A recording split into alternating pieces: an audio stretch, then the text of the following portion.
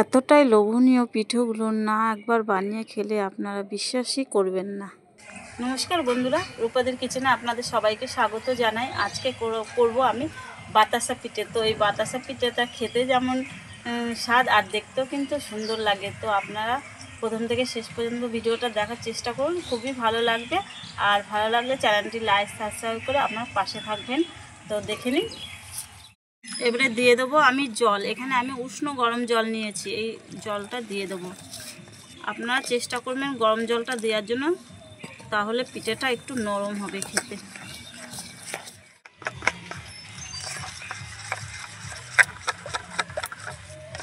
এভাবে করে ভালো করে গুটিগুলো যাতে না থাকে এরকম ভেঙে নিতে হবে। এই যে এরকম থিকনেস থাকবে, এটা আমি ঢেকে রাখবো 10 মিনিট, তাহলে ভালোভাবে সেট হয়ে যাবে। এই অনেকটা গাঢ় গাঢ় হয়ে গেছে।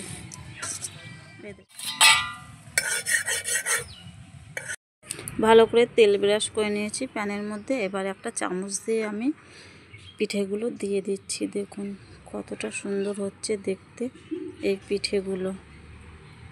খুব সহজ পিঠেগুলো। এই পিঠেগুলো যে কেউ বানাতে পারবে।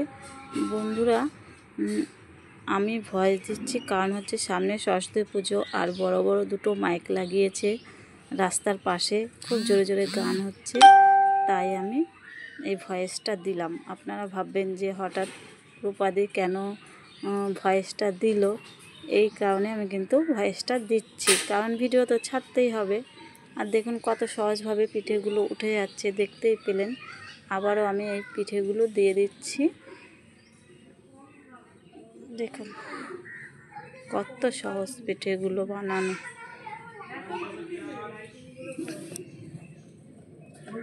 আবারও ঢাকনাটা দিয়ে আমি ঢেকে দেব। 2 মিনিট মাত্র লাগবে, তাহলে পিঠেগুলো ভালোভাবে উঠে যাবে। আর আঁচটা বেশির কারণে তাড়াতাড়ি করে নামিয়ে দিলাম। আর পিঠেগুলো এপিঠ ওপিঠ একদম সাদা, পুরো বাতাসার মতন দেখতে। এই লাস্ট বন্ধুরা পিঠেগুলো দিয়ে দিলাম। এটা হলেই হয়ে যাবে পিঠেগুলো।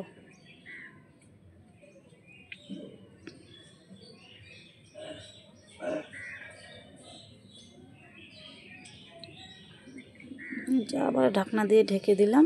দেখুন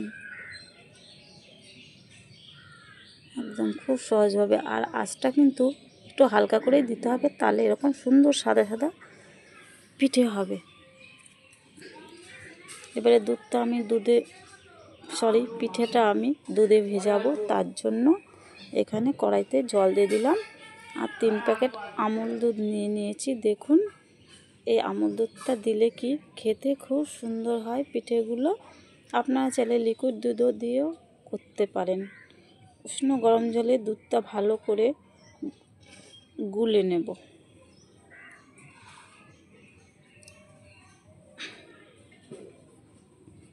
ভালো করে গুলানো হয়ে গেছে। এবার আমি দুধের মধ্যে 1 বাটি চিনি দিয়ে দেব। আপনারা চাইলে কিন্তু চিনির পরিবর্তে গুঁড়ো দিতে পারেন। গুড়টা দিলে কি দেখতেও সুন্দর লাগে। আর বাতাসা পিঠাটা দেখুন কতটা নরম। আর দুধটা এখানে ভালোভাবে ফুটে গেছে। এবারে আমি বাতাসা পিঠেগুলো দিয়ে দেব। পুরো এপিঠ ওপিঠ পুরো সাদা, কত সুন্দর, মনে হয় কি বাতাসা দিচ্ছি।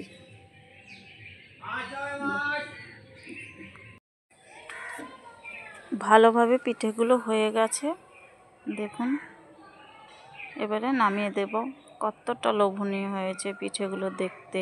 এবারে একটা প্লেটে নিয়ে নিচ্ছি, আমি খেয়ে দেখাবো আপনাদের কতটা সুন্দর হয়েছে খেতে।